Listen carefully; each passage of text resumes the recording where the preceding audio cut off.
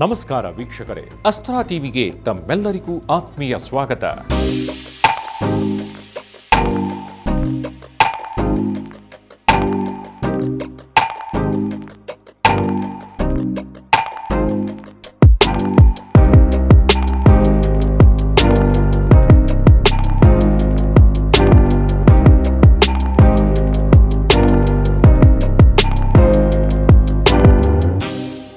ರಾಜ್ಯ ಬಿಜೆಪಿಗೆ ಸದ್ಯ ಅಮಿತ್ ಶಾ ಹಾಗೂ ಮೋದಿಯೇ ತಾಯಿ ತಂದೆ. ಅವರ ಹೆಸರಲ್ಲೇ ರಾಜಕಾರಣ ಮಾಡಬೇಕು, ಅವರನ್ನ ಮುಂದಿಟ್ಕೊಂಡೇ ಚುನಾವಣೆ ಎದುರಿಸಬೇಕು. ನಾವು ಬಂದರಷ್ಟೇ ಈ ಬಾರಿ ಕರ್ನಾಟಕದಲ್ಲಿ ಬಿಜೆಪಿಗೆ ಉಳಿಗಾಲ ಅನ್ನೋದನ್ನ ಪ್ರಧಾನಿ ನರೇಂದ್ರ ಮೋದಿ ಹಾಗೂ ಅಮಿತ್ ಶಾ ನಿರ್ಧಾರ ಮಾಡಿದಂತೆ ಕಾಣ್ತಾ ಇದೆ. ಹೀಗಾಗಿ ಇಬ್ರು ರೇಸ್ಗೆ ಬಿದ್ದವರಂತೆ ರಾಜ್ಯಕ್ಕೆ ಭೇಟಿ ಕೊಡ್ತಾ ಇದ್ದಾರೆ. ಈ ಬಾರಿ ಹಳೆ ಸೈಕಲ್ನಲ್ಲಿ ಪ್ರಚಾರ ಮಾಡಿದ್ರೆ ವೋಟ್ ದಕ್ಕೋದಿಲ್ಲ ಅನ್ನೋದು ಆ ವರಿಷ್ಠ ನಾಯಕರಿಗೆ ಅರ್ಥವಾಗಿದೆ. ಯಾಕಂದ್ರೆ ಈಗ ಬಿಜೆಪಿಗಿಂತ ಕಾಂಗ್ರೆಸ್ ಕಡೆಗೆ ಜನರ ಒಲವು ಹೆಚ್ಚಿದೆ. ಆ ಒಲವನ್ನ ಬಿಜೆಪಿ ಕಡೆಗೆ ಮರುಕಳಿಸಬೇಕು ಅಂದ್ರೆ ಬೇರೆಯದ್ದೇ ಒಂದು ಸರ್ಕಸ್ ಮಾಡಬೇಕು. ಜನರಿಗೆ ಇಷ್ಟವಾಗುವಂತಹದ್ದು ಏನಾದರೂ ಮೋಡಿ ಮಾಡಬೇಕು. ಆ ನಿಟ್ಟಿನಲ್ಲೇ ಬಿಜೆಪಿ ಚಾಣಕ್ಯ ಅಮಿತ್ ಶಾ ಕೆಲಸ ಮಾಡ್ತಿದ್ದಾರೆ. ಮೋದಿ ಕೂಡ ಮತದಾರರನ್ನ ಸೆಳೆಯೋಕೆ ಬೇರೆಯದ್ದೇ ರೀತಿಯಲ್ಲಿ ಪ್ರಯತ್ನಿಸ್ತಾ ಇದ್ದಾರೆ. ಇದರ ಭಾಗವಾಗಿ 30+10 ಸೂತ್ರ ಇಂಟ್ರಡ್ಯೂಸ್ ಮಾಡೋ ಪ್ಲಾನ್ ಕೂಡ ಮಾಡಲಾಗಿದೆ.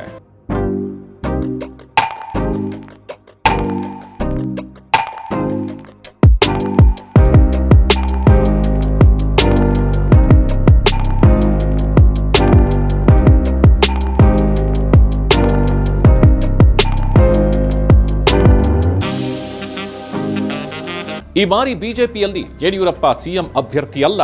ಅವರು ಚುನಾವಣೆಗೂ ಸ್ಪರ್ಧೆ ಮಾಡ್ತಾ ಇಲ್ಲ. ಅವರನ್ನ ಮುಂದಿಟ್ಕೊಂಡು ಚುನಾವಣೆ ನಡೆಸೋ ಆಸೆ ಬಿಜೆಪಿಗೆ ಇಲ್ಲ.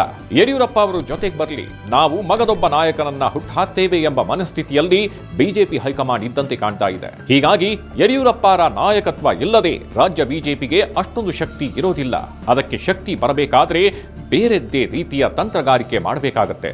ಆ ತಂತ್ರಗಾರಿಕೆ ವರ್ಕೌಟ್ ಮಾಡುವುದಕ್ಕಾಗಿಯೇ ಅಮಿತ್ ಶಾ ಹಾಗೂ ಮೋದಿ ಪದೇ ಪದೇ ರಾಜ್ಯಕ್ಕೆ ಬರ್ತಾ ಇದ್ದಾರೆ. ಮೊನ್ನೆಯಷ್ಟೇ ಪ್ರಧಾನಿ ನರೇಂದ್ರ ಮೋದಿ ಬೆಂಗಳೂರು ಹಾಗೂ ತುಮಕೂರಿಗೆ ಬಂದು ಹೋಗಿದ್ದಾರೆ. ಈಗ ಮತ್ತೆ ಫೆಬ್ರವರಿ 27ಕ್ಕೆ ಮೋದಿ ಶಿವಮೊಗ್ಗಕ್ಕೆ ಬರ್ತಾ ಇದ್ದಾರೆ. ಮೋದಿ ಶಿವಮೊಗ್ಗ ಭೇಟಿ ಈಗ ದೊಡ್ಡ ಕುತೂಹಲಕ್ಕೆ ಕಾರಣವಾಗಿದೆ. ಯಾಕಂದ್ರೆ ಶಿವಮೊಗ್ಗ ಯಡಿಯೂರಪ್ಪ ಅವರ ಕರ್ಮಭೂಮಿ. ಈ ಬಾರಿಯ ಚುನಾವಣೆಯಲ್ಲಿ ಯಡಿಯೂರಪ್ಪ ಅವರ ಪಾತ್ರ ಏನು, ಅವರ ಪುತ್ರ ವಿಜಯೇಂದ್ರಗೆ ಯಾವ ರೋಲ್ ಕೊಡಲಾಗುತ್ತೆ ಅನ್ನೋದನ್ನ ಬಿಜೆಪಿ ಹೈಕಮಾಂಡ್ ತೀರ್ಮಾನಿಸಬೇಕಿದೆ. ಹೀಗಾಗಿ ಮೋದಿ ಅವರ ಶಿವಮೊಗ್ಗ ಭೇಟಿ ಸಾಕಷ್ಟು ಕುತೂಹಲ ಕೆರಳಿಸಿದೆ.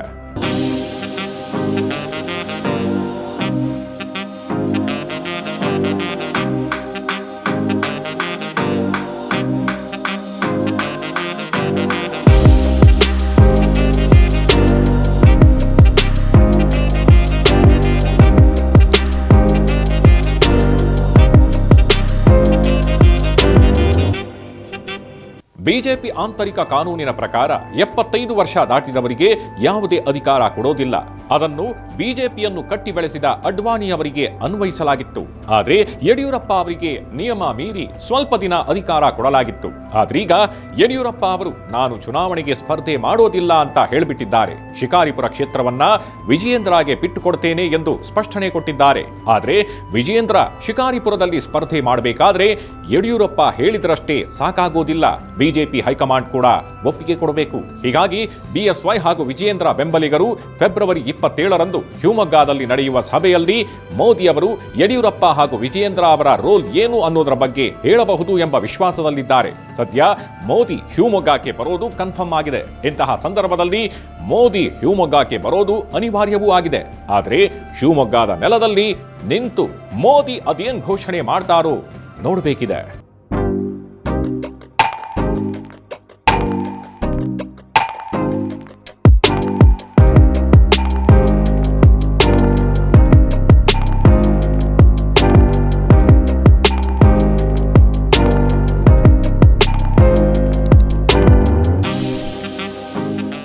ಯಡಿಯೂರಪ್ಪ ಅವರನ್ನ ಬೆದರಿಸಿಯೇ ಸಿಎಂ ಸ್ಥಾನದಿಂದ ಕೆಳಗಿಳಿಸಲಾಯಿತು ಎಂದು ಹೇಳಲಾಗ್ತಾ ಇದೆ.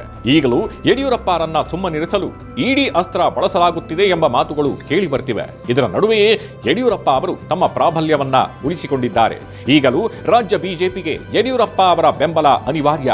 ಇಂತಹ ಪರಿಸ್ಥಿತಿಯಲ್ಲಿ ಯಡಿಯೂರಪ್ಪ ಅವರು ತಮ್ಮ ಪುತ್ರ ವಿಜಯೇಂದ್ರ ಅವರನ್ನ ರಾಜ್ಯ ನಾಯಕನಾಗಿ ಬೆಳೆಸೋದಕ್ಕಾಗಿ ಶತಪ್ರಯತ್ನ ಮಾಡ್ತಿದ್ದಾರೆ. ಆದರೆ ಬಲ್ಲ ಮೂಲಗಳ ಪ್ರಕಾರ ವಿಜಯೇಂದ್ರ ಬೆಳೆಯೋದು ಬಿಜೆಪಿ ಹೈಕಮಾಂಡ್ಗೆ ಇಷ್ಟವಿಲ್ಲ. ಒಂದು ಕಡೆ ಬಿಜೆಪಿ ಹೈಕಮಾಂಡ್ ಕುಟುಂಬ ರಾಜಕಾರಣಕ್ಕೆ ಅವಕಾಶ ಕೊಡೋದಿಲ್ಲ ಅಂತ ಹೇಳಿಕೊಂಡು ಬಂದಿದೆ. ಮತ್ತೊಂದೆಡೆ ರಾಜ್ಯದಲ್ಲಿ ಬಿಜೆಪಿಯನ್ನ ಯಡಿಯೂರಪ್ಪ ಅವರ ಹಿಡಿತದಿಂದ ಬಿಡಿಸುವ ಅನಿವಾರ್ಯತೆಯು ಬಿಜೆಪಿ ನಾಯಕರಿಗಿದೆ. ಆದರೆ ಏಕಾಏಕಿ ಯಡಿಯೂರಪ್ಪ ಹಾಗೂ ವಿಜಯೇಂದ್ರ ಇಬ್ಬರನ್ನು ದೂರ ಮಾಡಿ ಚುನಾವಣೆ ಮಾಡೋ ಧೈರ್ಯ ಮೋದಿಗಾಗ್ಲಿ ಅಮಿತ್ ಶಾಗಾಗ್ಲಿ ಇಲ್ಲ. ಹೀಗಾಗಿ ಫೆಬ್ರವರಿ 27ರಂದು ಮೋದಿ ಹಿಂದುತ್ವದ ಮಾಸ್ ಘೋಷಣೆಯೊಂದಿಗೆ ಯಡಿಯೂರಪ್ಪರನ್ನ ಸಮಾಧಾನ ಪಡಿಸುವ ಯಾವುದಾದರೊಂದು ತೀರ್ಮಾನ ಪ್ರಕಟಿಸುವ ಸಾಧ್ಯತೆ ಇದೆ ಅಂತ ಹೇಳಲಾಗ್ತಾ ಇದೆ.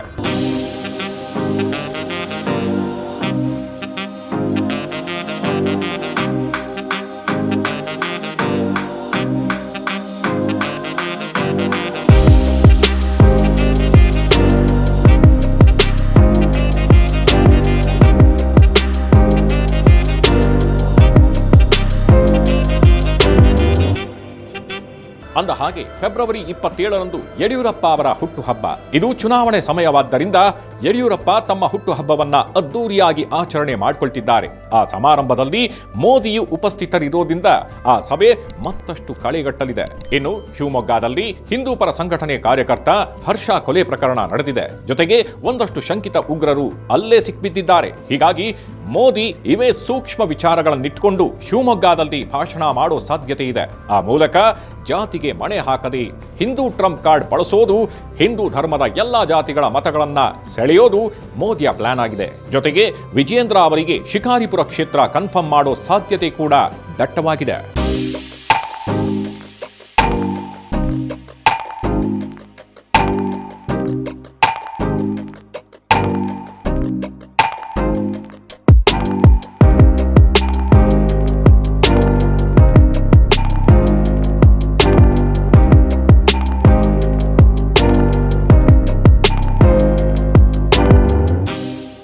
ಜೆಡಿಎಸ್ ಹಾಗೂ ಕಾಂಗ್ರೆಸ್ ಪಕ್ಷಗಳು ಈ ಬಾರಿ ಅತಿ ಹೆಚ್ಚು ಜಾತಿ ರಾಜಕೀಯ ಮಾಡ್ತಿವೆ. ಇದರ ನಡುವೆ ಬಿಜೆಪಿ ಕೂಡ ಒಳಗೊಳಗೆ ಒಕ್ಕಲಿಗ ಮತಗಳನ್ನ ಸೆಳೆಯೋದಕ್ಕೆ ಏನೆಲ್ಲ ಬೇಕೋ ಅದನ್ನ ಮಾಡ್ತಿದೆ. ಆದ್ರೆ ಅದಕ್ಕಿಂತ ಹೆಚ್ಚಾಗಿ ಈ ಬಾರಿ ಹಿಂದುತ್ವದ ಸೂಕ್ಷ್ಮ ವಿಚಾರವನ್ನ ಜನರ ಮನಸ್ಸಿನಲ್ಲಿ ಹರಡಿ ಹಿಂದೂ ಧರ್ಮದ ಎಲ್ಲಾ ವರ್ಗದ ಮತಗಳಿಗೂ ಕೈ ಹಾಕೋದಕ್ಕೆ ಸಿದ್ಧತೆ ನಡೆಸಿದೆ. ಅದಕ್ಕೆ ಶಿವಮೊಗ್ಗವೇ ವೇದಿಕೆಯಾಗಲಿದೆ. ಇನ್ನು ಯಡಿಯೂರಪ್ಪ ಅವರು ಸ್ವತಂತ್ರವಾಗಿ ರಾಜ್ಯ ಪ್ರವಾಸಕ್ಕೆ ಮುಂದಾಗಿದ್ರು. ಅದಕ್ಕಾಗಿ ವಿಶೇಷವಾದ ಕಾರೊಂದನ್ನ ಕೂಡ ತರಿಸಿಕೊಂಡಿದ್ರು. ಆದರೆ ಬಿಜೆಪಿ ಹೈಕಮಾಂಡ್ ಅದಕ್ಕೆ ಅವಕಾಶ ಕೊಟ್ಟಿರಲಿಲ್ಲ. ಆದರೆ ಈಗ ಯಡಿಯೂರಪ್ಪರನ್ನ ಜೊತೆ ಕರ್ಕೊಂಡು ಹೋಗಬೇಕಾದ ಅನಿವಾರ್ಯತೆ ಬಿಜೆಪಿ ಹೈಕಮಾಂಡ್ಗಿದೆ.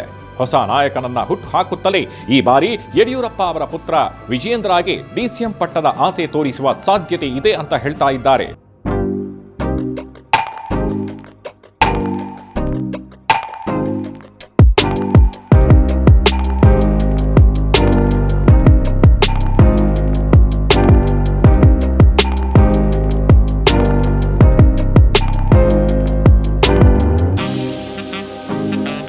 ಈ ಬಾರಿ ಬಿಜೆಪಿ ಯುವ ಮತ್ತು ಮಹಿಳಾ ಅಸ್ತ್ರ ಬಳಸೋದಕ್ಕೆ ಪ್ಲಾನ್ ಮಾಡ್ತಿದೆ.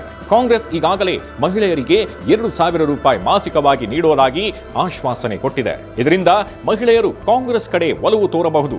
ಆದರೆ ಮಹಿಳೆಯರ ಗಮನ ಬಿಜೆಪಿ ಕಡೆಗೆ ಬರುವಂತೆ ಮಾಡಲು ಬಿಜೆಪಿ ಕೂಡ ಮಹಿಳೆಯರಿಗೆ ಬಿಗ್ ಆಫರ್ಗಳನ್ನ ನೀಡೋ ತಯಾರಿಯಲ್ಲಿದೆ. ಜೊತೆಗೆ 10 ಕ್ಷೇತ್ರಗಳಲ್ಲಿ ಮಹಿಳೆಯರಿಗೆ, ಅದರಲ್ಲೂ ಕಡು ಬಡತನದಲ್ಲಿರುವ ಮಹಿಳೆಯರಿಗೆ ಟಿಕೆಟ್ ನೀಡೋ ಪ್ಲಾನ್ ಮಾಡಿದೆ ಎನ್ನಲಾಗ್ತಾಗಿದೆ. ಸಾಮಾನ್ಯ ಮತದಾರನಿಗೆ ಬಿಜೆಪಿ ಅವಕಾಶ ಕೊಡುತ್ತೆ ಅಂತ ತೋರಿಸಿಕೊಳ್ಳೋದಕ್ಕೆ ಬಿಜೆಪಿ ಈ ರೀತಿಯ ಅಸ್ತ್ರ ಪ್ರಯೋಗಿಸುವ ಸಾಧ್ಯತೆ ಇದೆ. ಮಹಿಳೆಯರಿಗೆ ಟಿಕೆಟ್ ಕೊಡುವ ವಿಚಾರವಾಗಿ ಶಿವಮೊಗ್ಗದಲ್ಲಿ ಮೋದಿ ಘೋಷಣೆ ಮಾಡುವ ಸಾಧ್ಯತೆ ಇದೆ. ಇನ್ನು ಈ ಬಾರಿ ಯುವಕರಿಗೆ ಹೆಚ್ಚು ಅವಕಾಶ ಕೊಡುವುದಕ್ಕೂ ಬಿಜೆಪಿ ತೀರ್ಮಾನಿಸಿದಂತೆ ಕಾಣ್ತಾ ಇದೆ. ಹೀಗಾಗಿ 30ಕ್ಕೂ ಹೆಚ್ಚು ಬಿಜೆಪಿ ಶಾಸಕರಿಗೆ ನಿದ್ದೆ ಇಲ್ಲದಂತಾಗಿದೆ. ವಯಸ್ಸಾದ ಹಾಗೂ ಸರಿಯಾದ ಕೆಲಸ ಮಾಡದ ಶಾಸಕರಿಗೆ ಕೊಟ್ಟು ಅಲ್ಲಿ ಯುವಕರಿಗೆ, ಅದರಲ್ಲೂ ಸಾಮಾನ್ಯ ಕಾರ್ಯಕರ್ತರಿಗೆ ಟಿಕೆಟ್ ನೀಡೋದಕ್ಕೆ ಬಿಜೆಪಿ ಆಸಕ್ತಿ ತೋರ್ತಿದೆ. 30ಕ್ಕೂ ಹೆಚ್ಚು ಕ್ಷೇತ್ರಗಳಲ್ಲಿ 30 ವರ್ಷದ ಆಸುಪಾಸಿನ ಯುವಕರನ್ನ ಕಣಕ್ಕಿಳಿಸಲಾಗುತ್ತೆ ಅಂತ ಹೇಳಲಾಗ್ತಾಗಿದೆ. ಆ ಮೂಲಕ ಯುವಕ ಸಮುದಾಯದವರ ಒಲವು ಗಳಿಸೋದಕ್ಕೆ ಬಿಜೆಪಿ ಭರ್ಜರಿ ಪ್ಲಾನ್ ಮಾಡಿದೆ.